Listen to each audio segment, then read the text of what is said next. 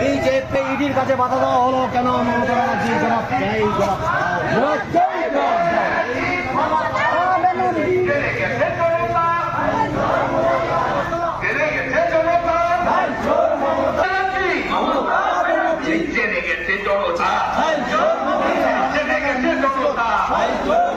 ED যখন তদন্ত নেমেছিল এবং আইপ্যাকের অফিসে যায়, তখন মমতা ব্যানার্জি নিজে আইপ্যাকের অফিসে সেখানে গিয়ে বুকে ফাইল নিয়ে, চোরদের ফাইল, সেই চোরের ফাইলের মধ্যে সমস্ত চোরদের নাম লেখা রয়েছে এবং মমতা ব্যানার্জি সেই চোরদের বাঁচাবার একটা চেষ্টা তিনি চালাচ্ছেন।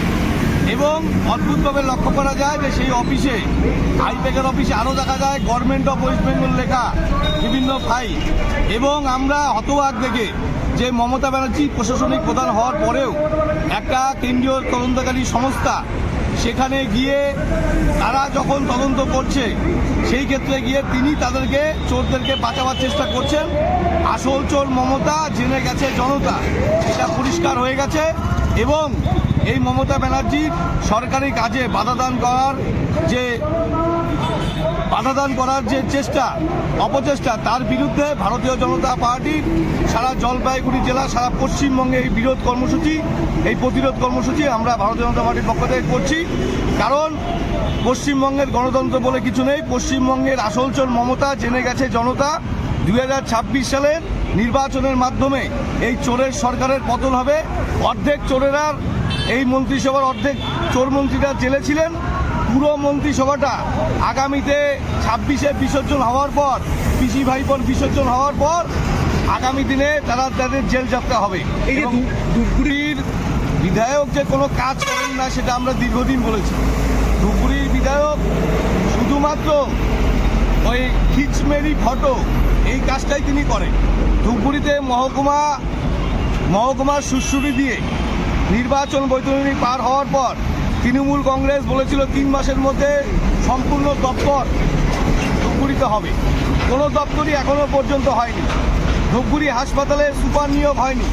স্বাভাবিকভাবেই যেই জনরোষ তৈরি হয়েছে ধূপগুড়িতে, ধূপগুড়ি পৌরসভার নির্বাচন 2017 সালে হওয়ার পর 2026 সাল 9 বছর অতিক্রান্ত হয়ে গেল, এখনো ভোট হয় না। তো স্বাভাবিকভাবেই ধূপগুড়ির গণতান্ত্রিক পরিকাঠামো, ধূপগুড়ি মানুষের যে নিত্য প্রয়োজনের চাহিদা পৌরসভার কাছ থেকে, সেটাও ধূপগুড়ি মানুষ পাচ্ছেন না।